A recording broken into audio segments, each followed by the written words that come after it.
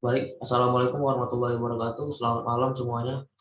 Perkenalkan, kami dari kelompok PBLIF 436, di mana proyek tugas dari PBL kami yang berjudul aplikasi pendeteksi lokasi aset berdasarkan kode inventaris, di mana kami akan memperkenalkan diri dulu terlebih dahulu.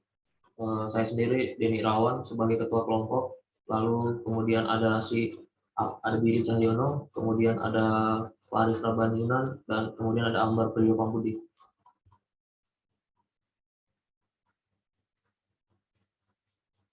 Deskripsi proyek. Aplikasi pelacakan barang menggunakan kode inventaris ini adalah suatu aplikasi yang berkaitan dengan melacak suatu barang yang sudah diaudit oleh SBUM dengan format keterangan yang telah ditentukan. Aplikasi berbasis web ini melacak suatu barang dengan menggunakan scanner yang kemudian barang tersebut sebelumnya telah diberikan kode inventaris pada saat penginputan oleh SBUM. Lalu ketika barang tersebut di-scan oleh scanner, muncul keterangan tentang barang tersebut, mulai dari kode barang, nama barang, jenis barang, harga barang, serta lokasi barang tersebut berada.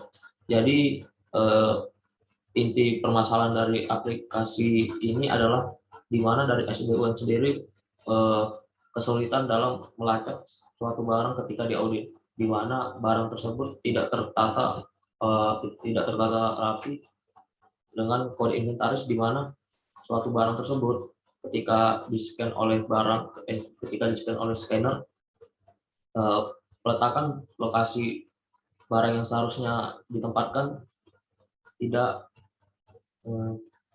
tersusun rapi. Seperti misalnya ketika SBUM melacak barang A, yang kemudian barang A tersebut ternyata berada di gedung A, lalu ketika di scan barang tersebut berada di gedung B. Nah, jadi itu adalah salah satu inti permasalahan dalam kami sebagai kelompok PBL ingin mengembangkan suatu aplikasi berbasis web untuk melacak barang yang telah diinput oleh SBUM. Nah, selanjutnya akan dijelaskan oleh Bu Lili. Oke, baik. Saya akan menjelaskan untuk rumusan masalah. Pada proyek ini, diusulkan sistem ini juga dapat membantu mempermudah dalam pengerjaan maupun pendataan, agar lebih mempermudah dan mempercepat dalam pekerjaan. Next. Lanjut, untuk manfaat. Yang pertama itu, aplikasi ini dapat menghemat waktu pekerjaan. Maksudnya itu, dengan bantuan aplikasi inventory ini, maka pekerjaan akan lebih cepat terselesaikan dengan hasil yang akurat. Pastinya dengan menggunakan fitur scan barcode, barang aplikasi inventory akan melakukan pekerjaan pengaturan persediaan barang-barang dengan waktu yang lebih singkat. Jadi manfaat pertamanya itu dapat meminimalisir waktu pengerjaan. Kemudian itu kedua, mengurangi kesalahan dalam pencatatan data.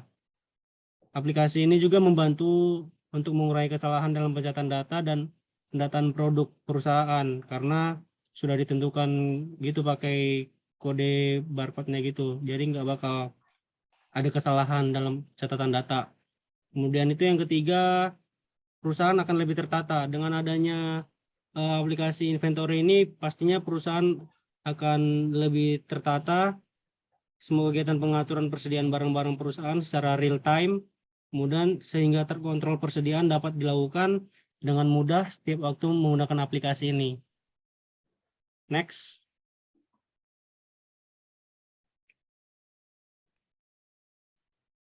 Oke, kemudian untuk alat-alat yang kami gunakan dalam pembuatan proyek ini, yang pertama itu XAMPP sebagai localhost, HTML, kemudian CSS, JavaScript, kemudian yang paling terakhir itu database PHP MyAdmin.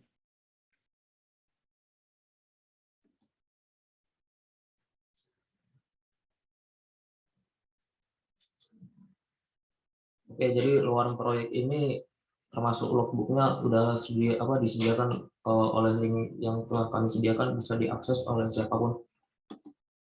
Nah, kemudian akan dijelaskan oleh Faris. Oke, untuk penjelasan yang bagian UI akan dijelaskan dengan saya sendiri. Di sini bisa kita lihat tampilan UI dari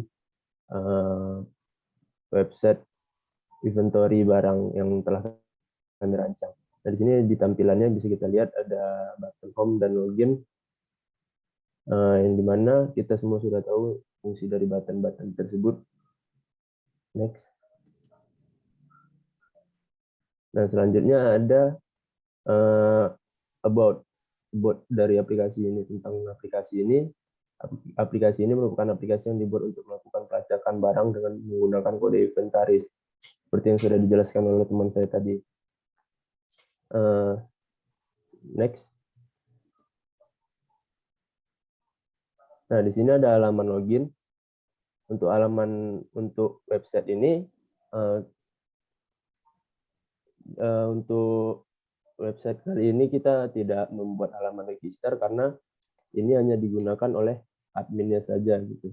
Jadi untuk ketika input user baru itu hanya per admin yang bisa melakukannya melalui database.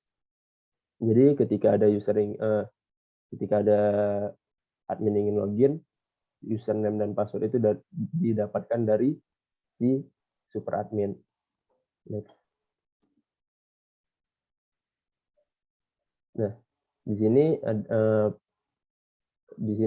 pada tampilan ini adalah tampilan dashboard-nya.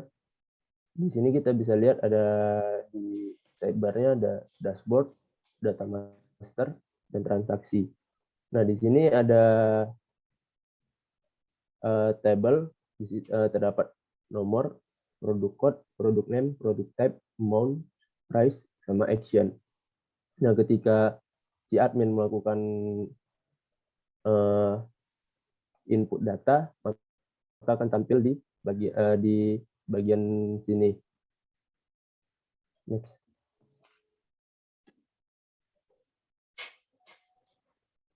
Nah, berikutnya adalah halaman input data. Halaman input data ini ketika si admin ingin melakukan penambahan barang ke dalam inventory, nah di sini si admin akan melakukan penginputan berupa produk code, produk name, produk type, amount, sama price-nya. Lalu akan disimpan dan akan tampil di bagian dashboard tadi. Next. Jadi progres yang kami telah selesaikan yaitu pertama adalah desain dari UI untuk front end-nya, kemudian untuk database dashboard-nya, dan bagian login-nya. Jadi nanti untuk progres yang ke depan mungkin kami akan menambahkan sedikit bagian session untuk login admin dan super admin nanti akan berbeda, di mana nanti super admin sebagai level tertinggi dalam suatu user bisa melihat semua aktivitas yang dilakukan oleh admin, seperti bisa melihat input barang, kemudian melihat laporan barang yang telah diinput oleh admin, kemudian bisa melihat semua track record dari aplikasi yang telah dikerjakan oleh si admin tersebut. Kemudian kendala yang mungkin akan dijelaskan oleh Ambar. Baik, di sini saya akan membacakan kendala pada proyek ini. Di sini kami mengalami kendala pada QR code integrasi ke dalam dashboard. Kemudian PDF log aktivitas user, kemudian print kode inventaris, dan kemudian yang terakhir import data master ke dalam table. Next. Oke. Mungkin sekian itu dari presentasi kelompok PBL kami. Mungkin selanjutnya kami akan terus menyelesaikan bagian dari kendala yang akan kami kerjakan. Sekian dari kelompok PBL kami. Bila ada kesalahan kata dan kekurangan mohon dimaafkan. Assalamualaikum warahmatullahi wabarakatuh. Selamat malam semua.